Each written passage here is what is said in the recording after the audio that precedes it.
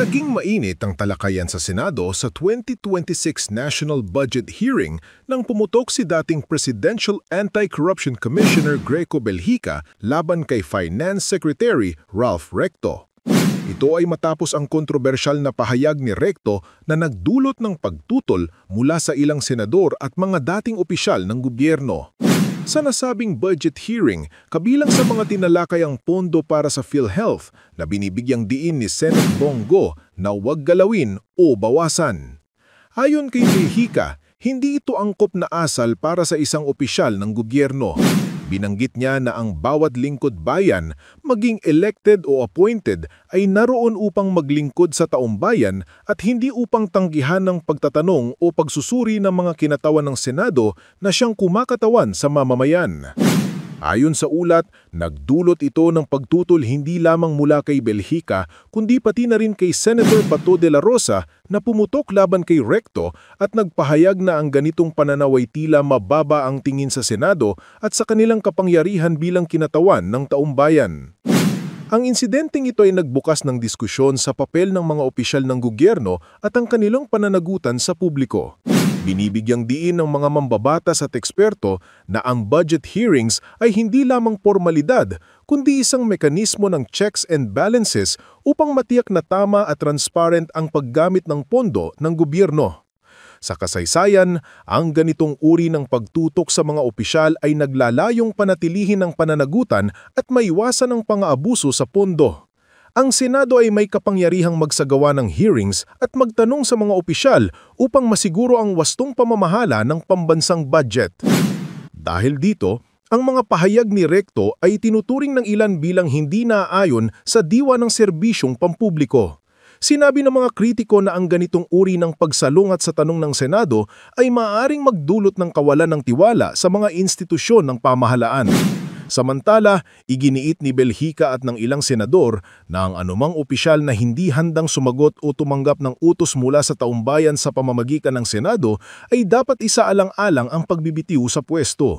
Ang pananaw na ito ay bahagi ng mas malawak na panawagan para sa accountability at transparency sa pamahalaan. Ang isyong ito ay inaasahang magdudulot ng masusing palakayan sa Senado at sa publiko hinggil sa papel ng bawat opisyal at ang tamang pagganap sa tungkulin bilang lingkod bayan. Ang mga susunod na linggo ay magiging kritikal sa pagtutukoy kung magkakaroon ng pormal na resolusyon o panukala kaugnay sa pananaw ni Recto at sa mga panawagan ng mga kritiko. Yung pondo sa program, lalagay mo sa unprogram para magkaroon ng fiscal space. Halimbawa, sa program, ay lumalaki yung deficit ng ating bansa. At dahil dyan, tutol tayo dyan. Ngayon, sa usaping unprogram, kung papayagan natin yan, siguro may mga dalawang dahilan lang kung bakit mahalaga yung unprogram fund. Halimbawa, pag may sakuna, katulad doon nangyari sa Davao del Norte, sa Cebu, may agahan pwede makuha ang ating Pangulo. Kung may excess revenue nga naman, pwede natin gamitin yan para sa kalabidad, ang isa. Ang pangalawa, halimbawa, hindi nakasama sa cut-off ng DBM yung paggawa ng NEP na may mga foreign assisted project na dumating after the cut-off nung ginawa yung NEP at maganda naman yung mga foreign assisted projects na yan ay pwede mapondohan yan kung nandun sa program. So, to me, only for these two reasons na pwede magkaroon ng program. Siguro pwede natin tignan as a percentage of the budget, 1%, 5% of the budget, pwede siguro ang program. Something like that. No? But only for these two purposes. Ngayon, tungkol naman doon sa nabanggit nyo na PhilHealth o yung excess revenue ng GOCC. Katulad nung sinabi natin dito nang tayo tinawag sa Kongreso para magpaliwanag tungkol dyan, ay inutusan po tayo ng Kongreso. Sinabihan tayo base sa 2024 GAA, mandated. The DOF shall. Inutusan tayo ng Kongreso noon. Kaya natin ginawa yun. Ano po? At tama po yung sinabi nyo, nagkaroon ng Supreme Court decision na nag-TRO, instead of 89 billion, yung 30 billion, winitol, yung 60 billion na gamit natin. At naipaliwanag na natin yan dito. Marami dyan, hindi man kalahati, napunta doon sa mga health workers na tumulong ng panahon ng pandemic. mahigit 27.5 billion. At maraming iba dyan na gamit from health to health. No? Ngayon, katulad na nabanggit ko, para magkaroon ng fiscal space ang Kongreso, linipat yung ibang priority programs ng ating Pangulo sa program and some other foreign assisted projects together with flagship projects na yun naman ang pinondahan, karamihan din, doon sa program noong 2024. Now, directly, saan manggagaling yung 60 billion na ibabalik natin sa PhilHealth na nakuha natin noong 2024? Nabayaran na rin natin yung mga health workers, nabayaran na rin natin yung mga ibang medical assistance programs na kapaloob ngayon yan sa GAB, sa General Appropriations Bill ng House. Naisingit na natin dyan yung 60 billion na dinagdagan natin ang Department of Health budget na ibibigay sa PhilHealth na mahigit 60 billion in next year's budget sa 2026. Ano po? Saan kinuha yung 60 billion? Napag-usapan natin ng Pangulo na kung babawasan natin ang budget ng DPWH doon sa flood control na mahigit 250 billion. Sabi ko sa Pangulo, I recommended na yung 60 billion ibigay na natin sa PhilHealth na hindi na natin kailangan.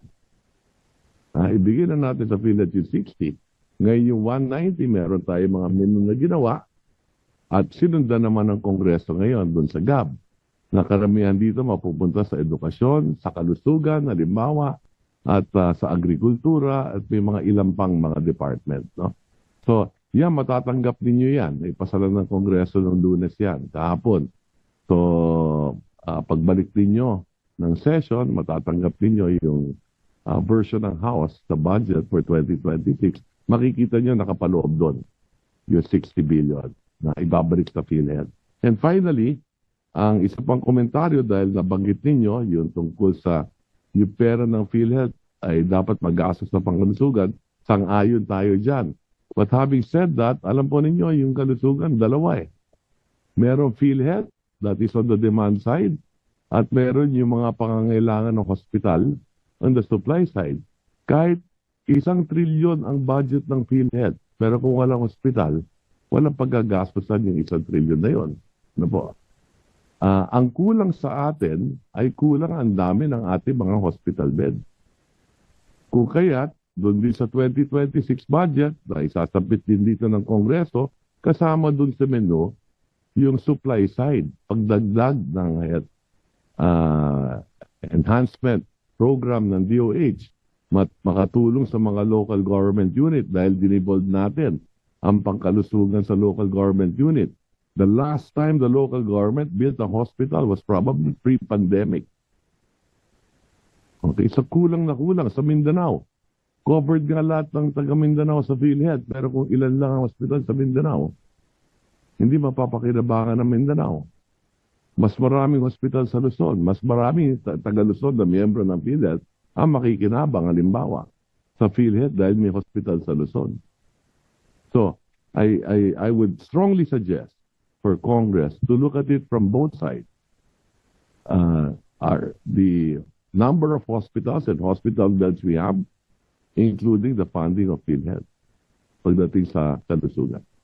So maraming salamat sa inyong katanungan, sir. I agree with you, no? In fact, nung chairperson po ako ng Committee on Health, with your support noon sa 18 Congress, na talagang pinaglaban natin yung mga additional hospital beds, renationalization, kung kakailanganin, dahil maraming mga probinsya po na walang sariling hospital, kaya DOH po nagdadala, at marami tayong sinusuportahan na mga hospital at mga health centers. At pakiusap ko lang sa Secretary Recto, tulungan nyo rin po ito to make it operational at dapat magamit po mula Luzon, Visayas hanggang Mindanao. And pakiusap ko lang po na reminder lang po, mas alam nyo naman po ito, nabanggit nyo po kanina na inutusan po kayo ng Kongreso kung na pwedeng kunin po sa GOCC yung excess funds. Ang pakiusap ko lang naman po, since nasa inyo yung discretion kung ano po yung GOCC na pwedeng pagkukunan. Wala pong discretion ang ibinigay sa akin ng basta excess mandate po. na yun. Mandate. Oo, maliwanag yung walang discretion na ibinigay. Basta excess revenue. Ang pakiusap ko lang, can you just spare the health? I mean, kung maaari, kung magkakaroon kayo ng mga ganong provisions in the future, wag lang po sana yung health. Kung wala, hindi na rin tayo papayag dito sa Senado ng ganon. Yan ang Hindi na rin pakiusap ko sa tayo Kongreso. papayag. Pero ibig ko pong sabihin, kung meron man pong mga ganong provision na makita kayo, kindly spare the health. Kasi para sa akin talaga, PhilHealth is para sa health. Health, klaro eh. Right. Health ng Pilipino, PhilHealth. I agree totally. Ang pakiusap ko sa inyo, wag nyo kaming utusan. Hindi po yun inutusan. It was nanilagay lang po sa provision ng GAA na pwedeng kunin yung excess funds. Ilalagay na namin next time na wag ang health. Please, wag ang health. Kasi marami pang Pilipino ang takot magpa-hospital at walang pambayad po sa pagpapa-hospital. Yung iba po, namamatay na lang po sa takot magpa-hospital. Salamat po, Secretary Recto. Full support po ako always sa inyo. Alam nyo, isa po kayo sa aking hinahangaan noon pa, lalong-lalo na po dito sa when it comes to finances ang pinag-usapan dito. Mr. Chair, our humble appeal is simple. Tulungan po natin at bigyang pansin ang ating mga MSMEs at cooperatives. We must review the processes, the fees, and the requirements being imposed by the SEC, BIR, and related agencies and ensure that our policies are designed to help our small businesses and cooperatives thrive. Huwag natin silang pahirapan pa sa kanilang pagko-comply. Tulungan po natin sila. That is why, Mr. Chair, I would like to take this opportunity to commend the leadership of Secretary Ralph Recto and recognize the agency's dedication to upholding sound fiscal policies.